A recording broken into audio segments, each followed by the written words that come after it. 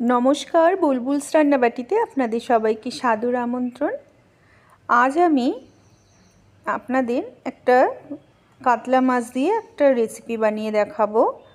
খুবই সুস্বাদু। একবার ঘরে বানিয়ে আপনারা দেখবেন যে প্রচণ্ড এত ভালো লাগবে, আপনি বিয়েবাড়িতে খেয়ে যেই টেস্ট পেয়েছেন তার থেকে অনেক বেশি টেস্ট পাবেন আমার এই রেসিপি ফলো করে যদি আপনারা রান্না করেন। আমি প্রথমেই কাতলা মাছগুলোকে একটু নুন হলুদ দিয়ে মাখিয়ে রেখে দিলাম। এরপর আমি এর জন্য যে জিনিসগুলো দরকার হবে সেই জিনিসগুলো আদা, রসুন, পেঁয়াজ সব কেটে নেব।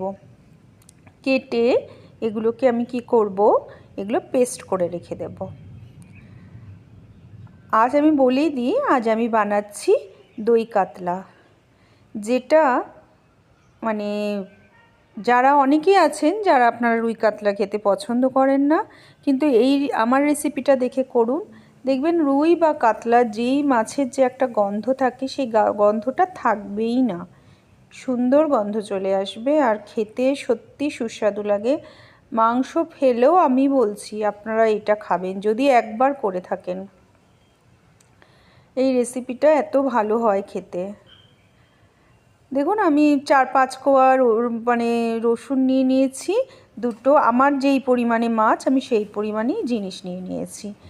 আপনাদের মাছ অনুযায়ী আপনারা বেশি করে নেবেন। আমি ওই 1/2 কিলো মতন মাছ নিয়েছিলাম, তার সাথে ওই 3-4টে পেঁয়াজ নিয়েছি। কেন পেঁয়াজ একটু বেশি নিয়েছি, কেন গ্রেভিটা হবে। পেঁয়াজ যদি আপনি একদম কম নেন তাহলে গ্রেভি খুবই কম হবে।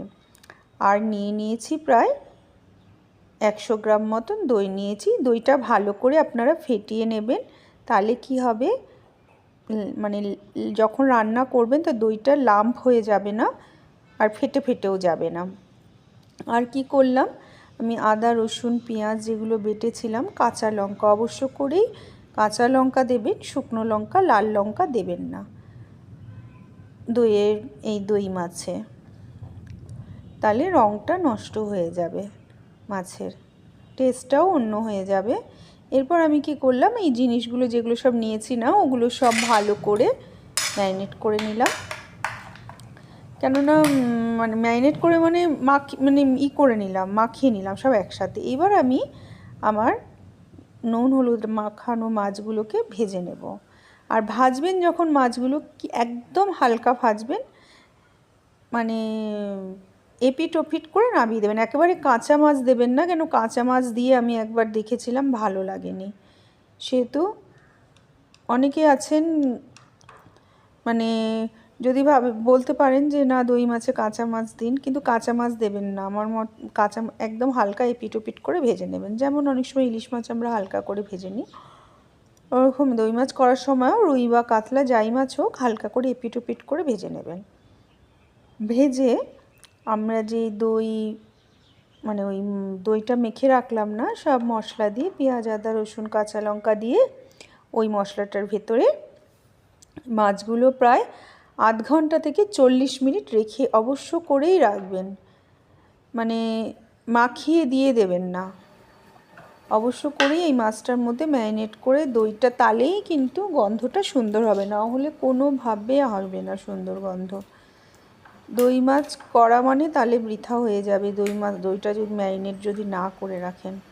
কেন এই যে দইয়ের সুন্দর গন্ধটা না মাছের ভেতরে ঢুকে যায়, ঢুকে একটা অদ্ভুত সুন্দর টেস্ট দেয়, পুরো মাছের গন্ধটাই চেঞ্জ হয়ে যায়, ভাববেন আপনারা যে এটা রেস্টুরেন্টে খাচ্ছেন। এরপর আমি এইটা যে মশলাটা করেছি না, এটার মধ্যে কিন্তু আমি হলুদ টলুদও দিয়ে দিয়েছিলাম। এবার আমি কড়াইয়ের মধ্যে গোটা গরম মশলা সব ফোড়ন দিয়ে নিয়েছি।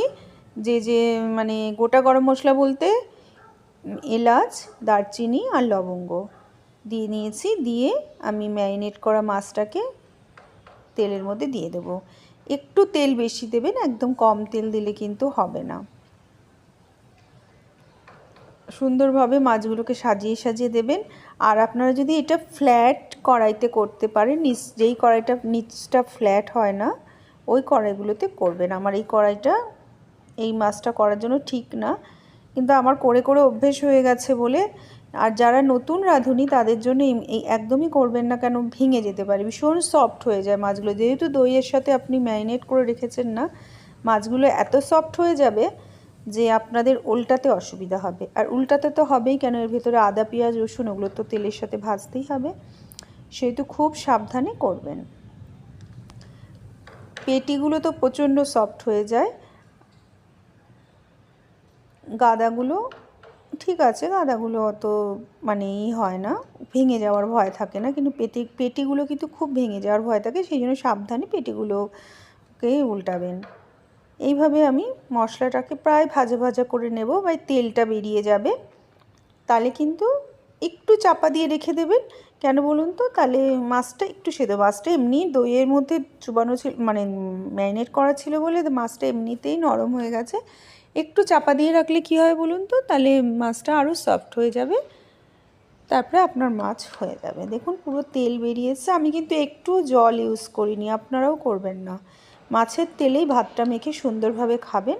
আর কড়াইটা মাঝে মাঝে এমনি, যদিও অসুবিধা হয়, কড়াইটা মাঝে মাঝে এমনি করে নড়িয়ে দেবেন, তাহলে মশলাটা ভাজা হতে থাকবে। উল্টাতে দই মাছ তো উল্টাতে অনেক সময় অসুবিধা হয়।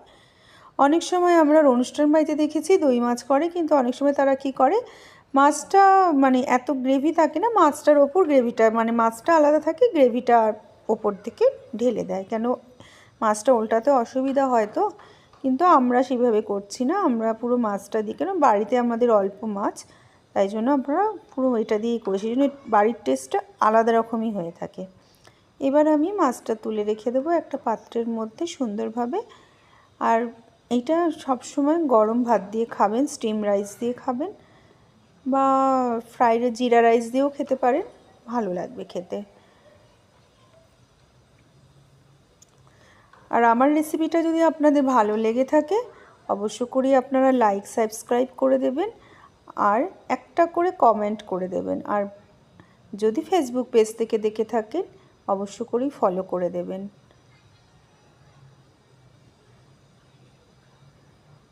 দেখুন কি সুন্দরভাবে মানে তেলটা পুরো ছেড়ে গেছে, আর মাছটা, সত্যি মাছটা এত খেতে ভালো হয়েছিল না। আমাদের তো এই মাছটা হলে আর কিছুই লাগে না।